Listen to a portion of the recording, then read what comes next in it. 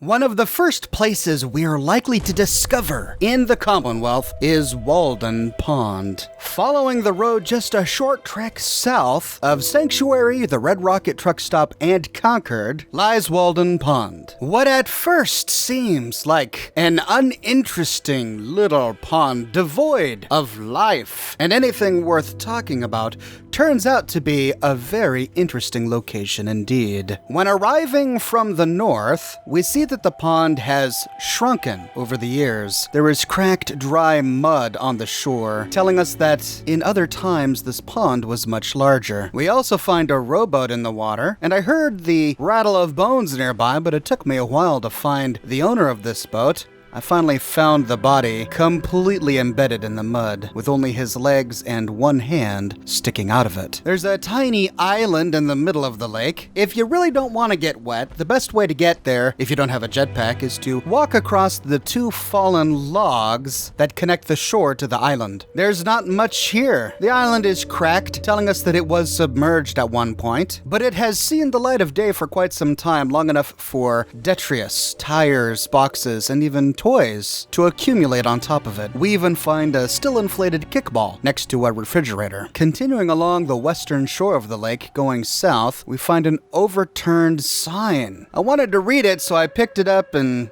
kept trying to move it around until I could get it in place, which is surprisingly difficult to do. Bethesda didn't make it easy to manipulate objects in 3D space outside the settlement system. But once I got it in position, I saw that it was a "Do not feed the bears" sign. The rest of the text was hard to read because this sign had been attacked by a bear. It's got two giant claw marks in it, and part of the bear's head has been bitten off.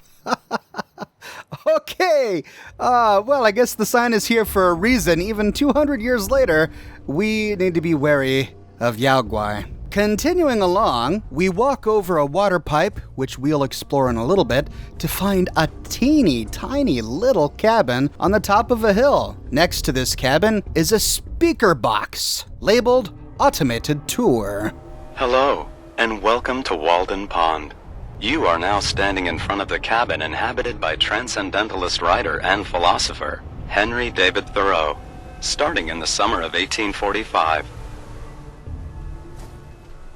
For 2 years, 2 months, and 2 days, Thoreau lived in this cabin, hoping to gain a more objective understanding of society.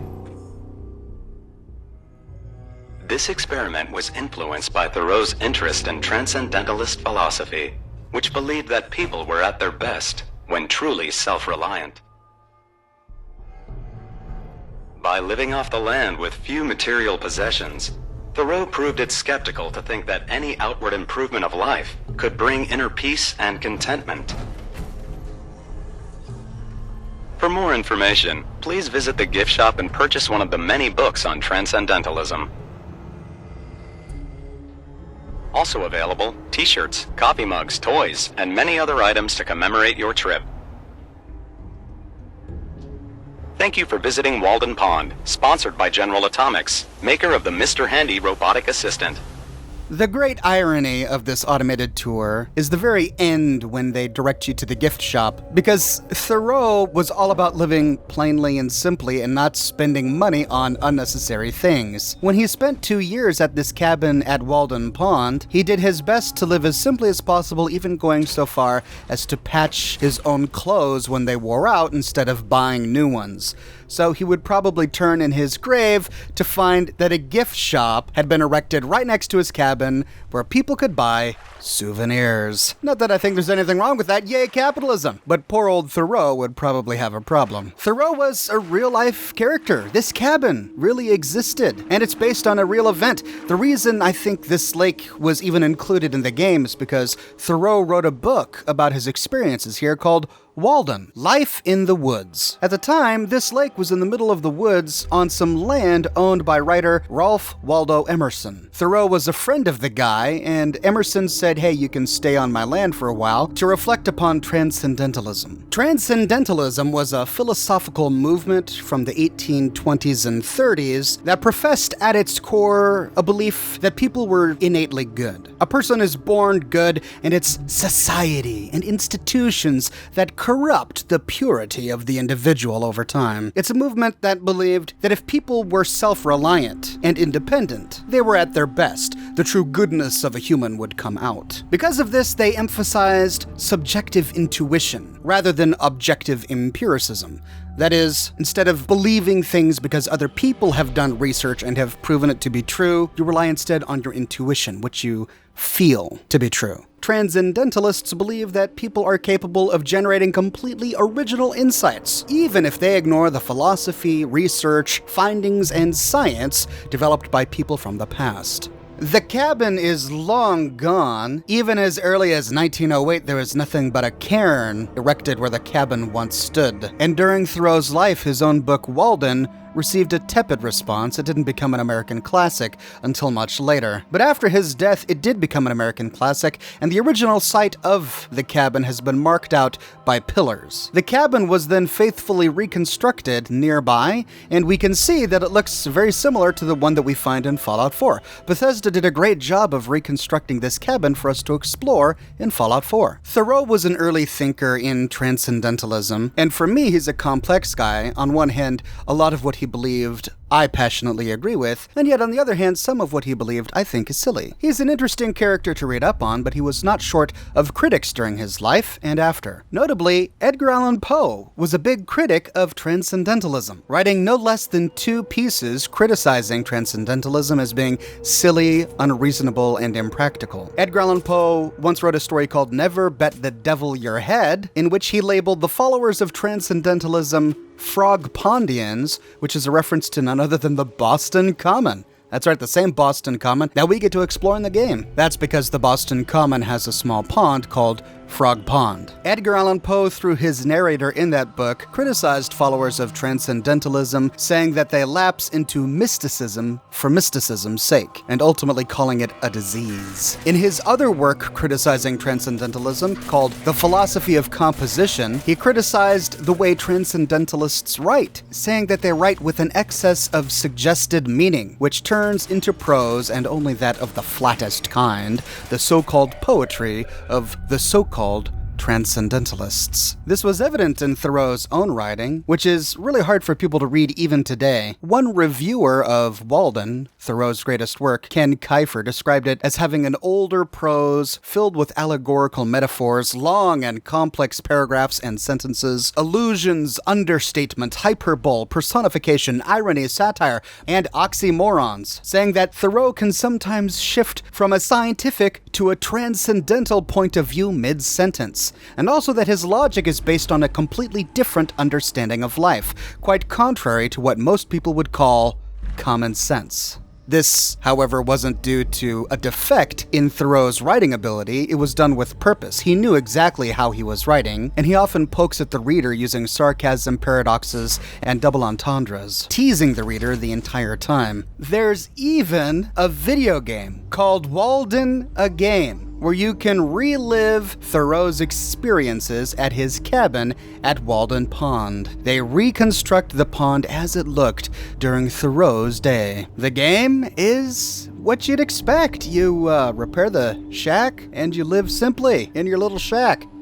That's the game. The developers say that the game offers opportunities for reflective play, rather than strategic challenge. They say that it does have a narrative arc that's an homage to the original text, but that this game isn't an adventure of the body pitted against nature, but more of the mind and soul living in nature over the course of a New England year. If you're interested, I'll link to it in the description of this video. If you bring X688 to this little cabin, he expresses his own thoughts on the great writer, Thoreau. I was told a great writer once lived here. I'm not sure how anyone that wasn't a scientist can be considered great. Typical Institute arrogance. At any rate, let's go check out some of those souvenirs at the nearby gift shop. Walking a short way up the hill from Thoreau's cabin, we find the Walden Pond gift shop. Almost as soon as we enter, we set off a cymbal-clacking monkey trap.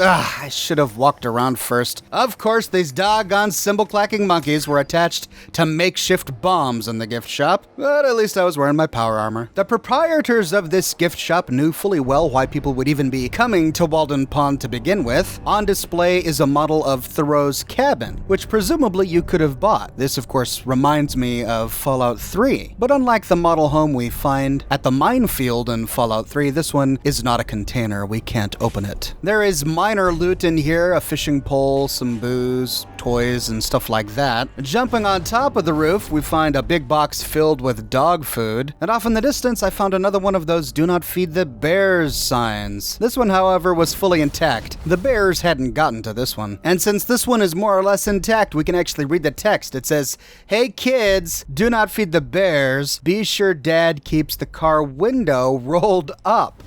Back on the roof, we find a cap stash in the corner, and then back down into the shop we can head behind the counter where we can loot another cap stash on the bookshelf with the cymbal-clacking monkey. There's some ammunition and money inside the cash registers, and then in the back, a master-locked door to the gift shop basement. Right next to it is a note, stabbed into the wall with a combat knife. Tweeze. If you're reading this, then you're an idiot. This is the last time I tell you we're locking this door. Use the entrance in the sewer pipe. Next time you forget, I'm locking your ass out permanently. Walter. Ah, the sewer pipe. Well, I think we might have passed that earlier. We could unlock this door for the experience, but I want to see this encounter as it was intended. So heading back to the lake, we can loot some blood leaf floating on the water and then head on over to the drainage pipe. I have a map marker pointing me here because earlier in my playthrough I happened upon one of those random encounters where you find a dead corpse with either a raider note, a settler note, or a junkie note, which directs you to some location in the world to find a stash. I've covered those in my other videos on random encounters. This one sent me to Walden Pond to find a hunting rifle. Not that I need one on this character, she's a commando build, but let's see if we can find it. We soon come to a fork in the pipe. Heading down one, we see a chem cooler filled with chems, and it's then when X688 mocks us. Feeling queasy? I think that may have been the only time I've ever heard X6 laugh. And of course it's an unkind laugh. As we continue down the pipe, we see a mannequin in the distance, which is clear evidence of raiders. So we crouch down, turn off our light, and as we get closer, we hear them. So this guy made sure he had everything he needed before he started his camping trip in that little shack up top. Double-checked his list and everything. And that's why they call it being Thoreau. Oh, and this guy invented Transdentalism, moron. You sound like an idiot. How the hell you know all this? I read a book that one time, when we ran out of grognacks. I wish I could read. I don't, are they joking? Or are they serious? I think they may be serious. Tweez did a pun on Thoreau's name. He was being thorough. Oh. And he totally messed up transcendentalism. Called it transdentalism. What? All these raiders. But he says he learned all of this after reading a book when he ran out of the Grognak comics.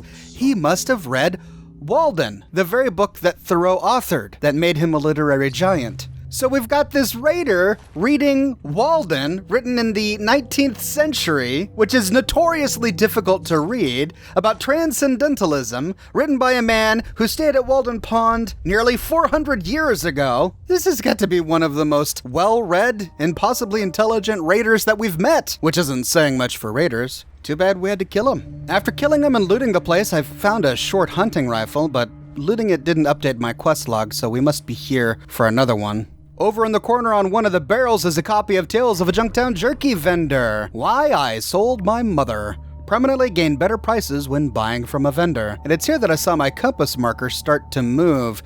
That must mean that the hunting rifle is being held by an enemy, which means that there are more raiders further into this tunnel. Crouching on down, we can disarm the can chimes. I stepped a little too forward and the raiders in the other room almost saw me. I waited until I was hidden again, just in case they might have something to say.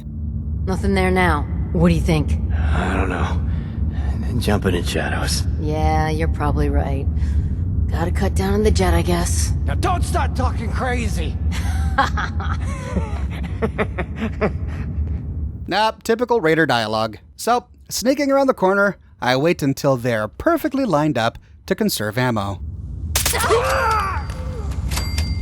Bingo! Now that Whiplash and Walter are dead, we can head inside to loot the place. This must be the basement of the gift shop. In this lower portion, we find a master-locked safe with some nice randomized loot inside, a whiskey on a nearby table, which is good for crafting, and a whole lot of jet. I walked away with just under 10 pieces of jet just from looting this one basement. Heading up the stairs to the top portion, we can loot their bodies, but we don't find anything interesting, although I did complete the miscellaneous quest to find the hunting rifle after looting Walter's corpse. The thing is that there was no hunting rifle on Walter's corpse. I mean, look at this. You're looking at his inventory right now. We've got bottle caps, ammunition, a gift shop key, a 50 caliber sniper rifle, and a short combat rifle. Now, you can turn a hunting rifle into a sniper rifle, but does the game consider a 50 caliber sniper rifle to be a hunting rifle? I guess it must. On a table next to this corpse, we find a unique legendary item, Big Jim. It's a melee weapon, which gives us a 20% chance to cripple the enemy's legs. Not really interesting this late in my game through, but it may be useful earlier on. I got this on my railroad assassin character and used it for a short time before I got Pickman's blade. Heading up the stairs, we can use the key that we found on Walter's corpse to unlock the door, leading us back to the gift shop. And it looks like we've emerged in the middle of a rad storm. Now that's pretty much the entire pond, but there's a lot of other interesting stuff around the pond. This place is dense with unmarked locations, places of interest that don't have corresponding map markers. I'll show you some of my favorites. East of the pond is a little raider hideout. In this shot, I'm coming from the west, walking east, so I'm coming up behind it. And we see a raider at the top of the shack taking pot shots off into the distance.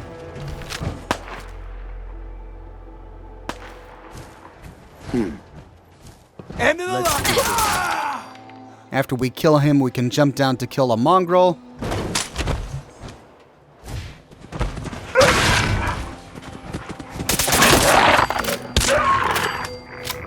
And then back up the hill, we can kill another raider inside the shack. We're good. This raider was shooting off into the distance. I wonder if we can find what he was shooting at. And indeed we can. Just a short walk away, we see a mannequin set up next to a tree. But the tree is covered in blood and mannequins don't bleed. Is this some creepy horror movie stuff going on? But then no, we find the corpse of a settler on the ground right next to this tree.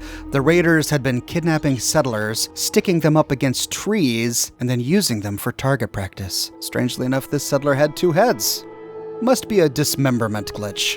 The little shack is not that interesting. We find a chemistry station on the bottom floor and a big wooden crate on the top floor. Near to Walden's Pond is a big overpass. It's a complicated overpass system, and gunners have turned this into a little fortification. We can enter from the road here and explore the entire overpass system, killing dozens of gunners if we want. There's a random encounter location really close to Walden's Pond. If you go out the back door of the gift shop, we find a blue tarp leaning against a tree, and it's here that we will sometimes find random encounters. Here I found some automatron robots and the corpses of a couple of caravan guards on the ground. One of the most interesting unmarked locations is directly south of Walden Pond. Here we find a big ring of cars placed nose first into the ground, and in the middle is a behemoth.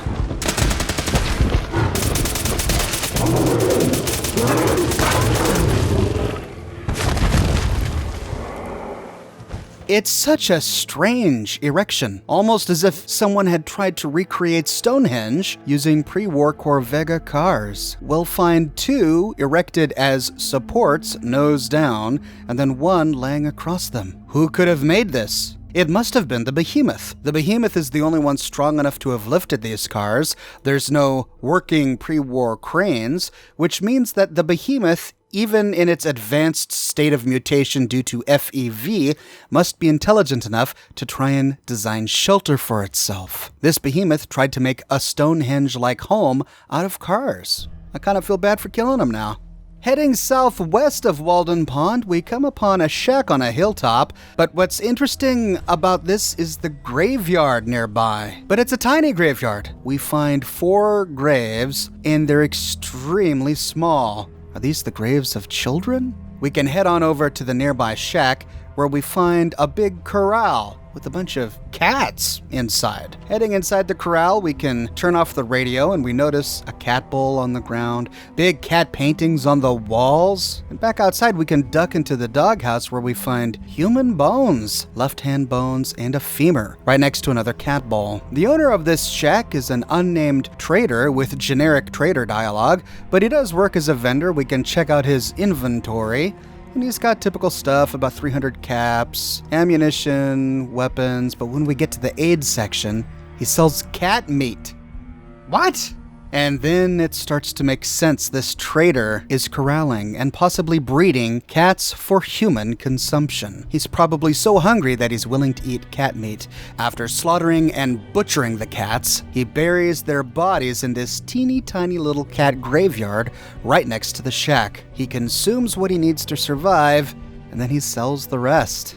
You know, as dark as this game gets, with murders and human dismemberment, the irony is that this cat vendor, slaughtering and burying cats and then eating and selling their meat, will probably be the thing that offends more people. If the way viewers react when I kill cats in my videos is any indication. Walking further south of the Carr Stonehenge behemoth home, we come upon an abandoned garage with some sort of industrial facility behind it. Heading inside, we see a big red tractor, and then a stingwing attacks. We then hear another one nearby, but... Wait, what? Did that stingwing just step on a landmine? It did! What? How did a stingwing step on a landmine? It flies! What just happened here? Well, apparently this flying giant insect creature stepped on a landmine, destroying it before I could get to it, but at least it saves me the trouble. Heading back into the garage, we see the owner of this little garage. We find the corpse of a woman, and her head, still attached to her spine, is completely twisted around. This leads me to believe that she must have been murdered, because heads don't get completely twisted around just by exposure to radiation. Possibly from a nuclear blast, but had the blast reached here, it would have destroyed the shack. I think someone must have murdered her. As we loot the place, we accidentally step on a landmine. But I couldn't see it anywhere. Did you see it anywhere? Also, we didn't take any damage. Taking a look at the char residue on the ground, I get the impression that this landmine was on the other side of the wall. Heading back around, we can check out that spot, but that huge fusion reactor is right up against the wall. But taking a look at the concrete, we see big streaks of char coming out from underneath the fusion reactor. Did Bethesda place 2 landmines on the ground underneath this fusion generator? They must have. But why on earth? Well, we don't get any hint as to what this tiny little workshop area was used for, but it certainly comes with its own perplexities. Off in the distance, we see a big shack standing in the middle of a glowing, highly irradiated pool. But before we can explore it, we see a fight off in the distance. A sentry bot is fighting something. Well, we already know from my video on random encounters that sentry bots can appear as random encounters, so we must have hit a random encounter hotspot.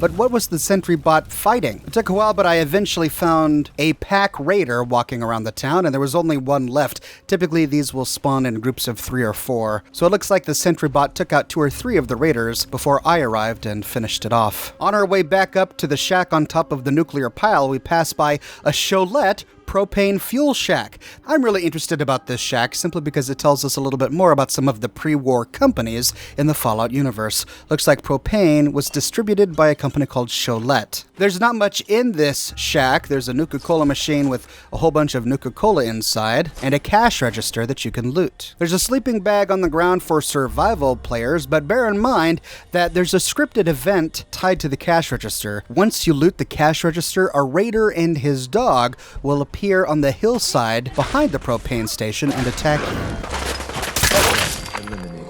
I've been able to repeat this on many of the characters that I've played. As soon as you loot the register, the raider appears. Behind the counter, we find a pipe pistol, some long neck Lakowski potted meat, some pre-war money, and we find an expert locked safe with some randomized loot inside. But to finish off the unmarked locations near Walden Pond, we can go back up to the hill to find that shack on top of a big pile of nuclear waste. In my earlier playthroughs, this would destroy me. You really need a hazmat suit or a full suit of power armor before you explore it, but when you do, we find a weapons workshop inside and a merchant. This is a ghoul doctor named Bethany. I know she doesn't look like a ghoul, but that's because I have a mod conflict which turns female ghouls into humans. I'm working on a fix to get rid of it, but for now she looks human. Anyway, she is a ghoul and she doesn't have any interesting dialogue, sadly, but she is a doctor and she can fix you up.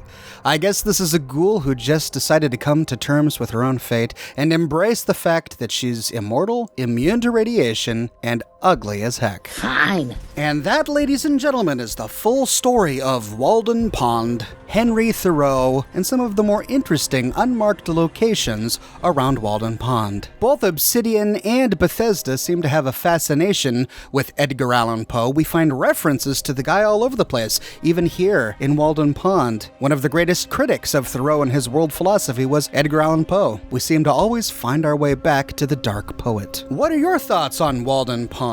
Do you have any thoughts on Thoreau and transcendentalism? Let me know in the comments section below. I read through all of your comments and I use your comments as inspiration for my future videos. I publish a new video 6 days a week on a wide range of topics from Fallout 3 to Fallout 4 to Fallout New Vegas, lore, mods, settlements, and more. So if you want to make sure that you don't miss my videos, be sure to subscribe and to click that bell notification button. I take Sundays off, which means that I don't have a video on Monday, so be sure to check back in on Tuesday for my next video. I've got a t-shirt shop, folks. If you would like to support me by buying a t-shirt, you can find a link to my t-shirt shop in the description below. And if you like what I do and you want to support me in a more personal way, consider becoming one of my patrons on Patreon. Patreon subscribers gain access to a private channel on my Discord server, as well as a bunch of other cool Oxhorn perks. But more than anything, ladies and gentlemen, I'm just so glad you're here watching my videos with me today. Thank you so much for watching, and I'll see you Tuesday morning, bright and early, with a brand new video.